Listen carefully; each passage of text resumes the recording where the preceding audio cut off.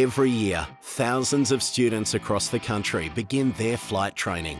Whether it's overcoming fear, a career in aviation, or the enjoyment of flying, students start by enrolling in flight school. On the Sunshine Coast, Go Fly Aviation, operated by Damien Wills and his team of instructors, work hard, have fun, and teach everyday people to fulfill their dream of taking flight.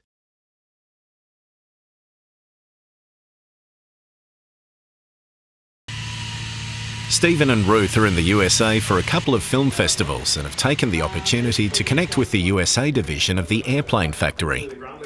Matt shows Stephen through the facilities before taking him through the differences between the Sling 2 and the Sling 4.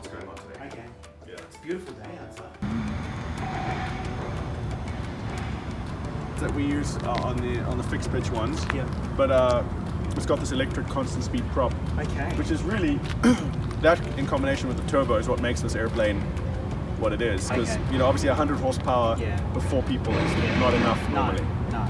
But if you can develop 100 horsepower, and if you can do it with the turbocharger and the constant speed prop, like you'll see on takeoff with this airplane, we get 5,800 RPM, 5,750. Whereas you normally get like 5,000. About 1 foot of wing on the inboard end, and the flap is extended, and the fuel tank is therefore, you know, the fuel tank goes up to the same place. So the fuel tank is bigger, the flap is bigger, but essentially the outboard portions of the wing are the same. Pre-flight is complete. We'll mount up, and then I'll brief you on all the differences, and then I'll walk you through the, you know, I'm not going to turn it into a whole big, lesson unless you want me to. What makes the Sling the legendary aeroplane that it is in a big way is Mike's thinking, and James's too, because Mike thought of the idea and started with it, and James came in, and if James was not the kind of character he was, the airplane wouldn't have been developed as much as it was, and would not have gone as far as it's gone. And Mike said, an airplane must look good to fly good, so he made it look good.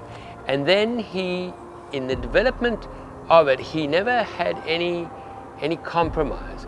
So he started with a seat, got the seat because he'd flown airplanes around the world many times, small airplanes, the ultralights and things. He realized if you sit in an airplane for a long time, it needs to be comfortable.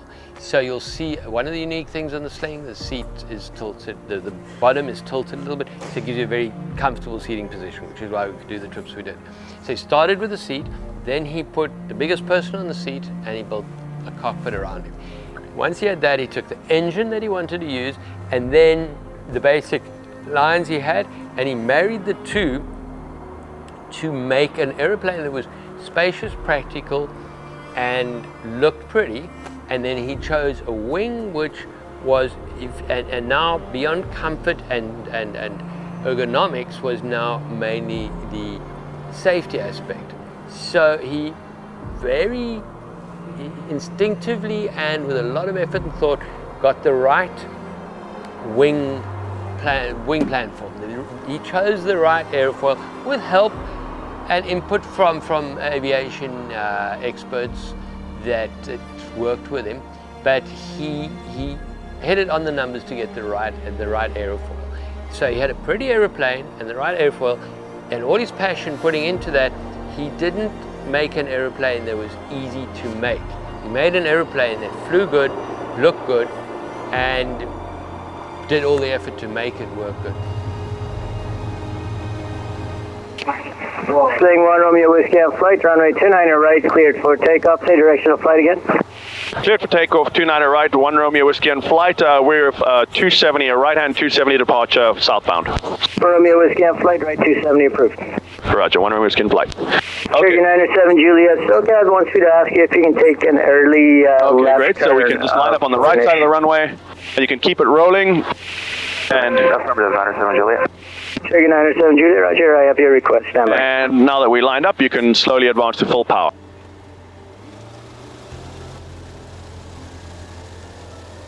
Engine indications are good, so we can pull the handle and go to 115%. Cherokee 907 Juliet, your published Miss VFR is Start making the nose light. Expect early left turn, runway 29 right. And you can start to rotate.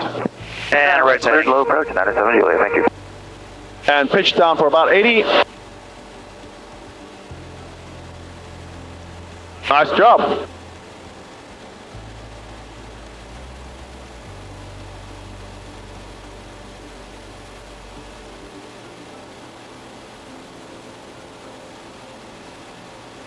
It's a beautiful aircraft to fly. Yeah, it's a little bit more kind of sturdy feeling than the two-seater, but it's still very nimble. 31 Delta is number 2, following you Cherokee on a 2.5 mile final, runway 29 right, clear to land. Good. Number 2, 29 right, clear to land. Okay, we've got our buddies with us. They're looking good.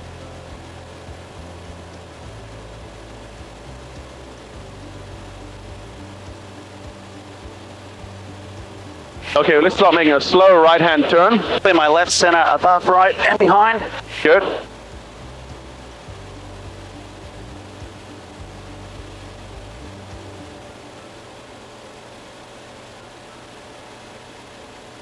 Okay, and keep the turn coming around. Like this is a great turn radius.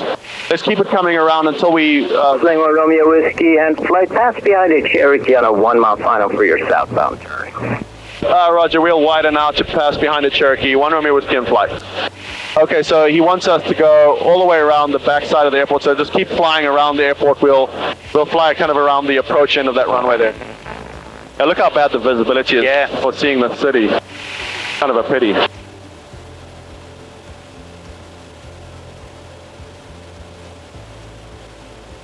You wanted to make a safe aeroplane, a pretty aeroplane, and with no compromise. He could have made a straight, a straight wing. It would have looked okay, and been easy to make because each rib's the same. But now because it's tapered in all aspects, the ribs change. So it's a lot more tooling, a lot more effort.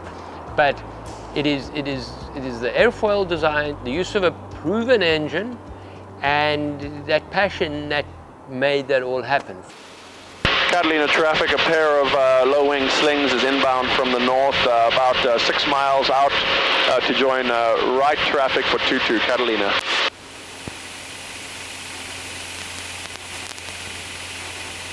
And is that the runway over there? Yeah. That is sketchy, isn't it? Yeah, I love it. And it's not difficult. I mean, you just have to know how to fly. But every person who flies Catalina first gets a Catalina checkout from an instructor. Right. We require all of our renters and students to get a checkout. There's a C-130 up there. Oh yeah, military transport? Yeah. So you seem like you've got a lot of defense industry in and around LA. Oh, LA is the biggest, yeah. I mean, we have McDonnell Douglas, they did, Raytheon. Howard Hughes, Raytheon, Northrop Grumman, Boeing. LA is like the center of the military aviation universe. Right. Catalina traffic, a flight of 2 low-wing slings is turning onto the right 45 for runway 22, Catalina. I'm going to start slowing her down to drop some flaps in.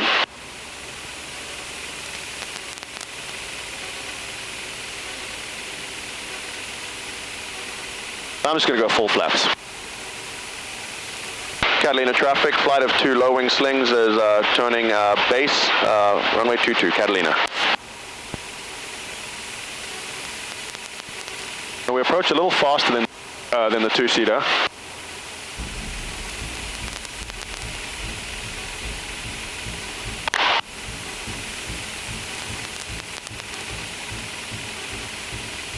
Got to keep a little power in. Get any sinks on this side of the runway? If you get low and if there's strong wind, you get big sink, yeah. So if people come in too low, they can end up... In the side of the cliff? Yeah. People kill... number 2, turning base. People kill themselves... Catalina winds now 260 at 5. Roger. People come in with a downdraft here, or they go off the end. But we won't do any of those things, don't worry. So now you can see it's hard to judge, altitude, but But we are about 600 feet above pattern altitude, so we're getting to the point where we're going to be a bit high now. I'm going to come off the power.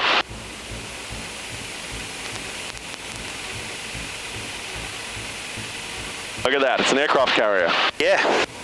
Waypoint arrival. I'm going to keep coming in pretty steeply like this. We had 80 knots, so we've got plenty of speed.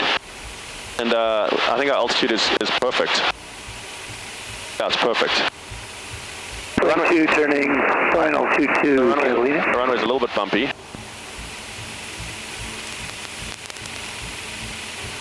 And number one's going to land a little long. Got plenty of room. A little bouncy one for you guys there.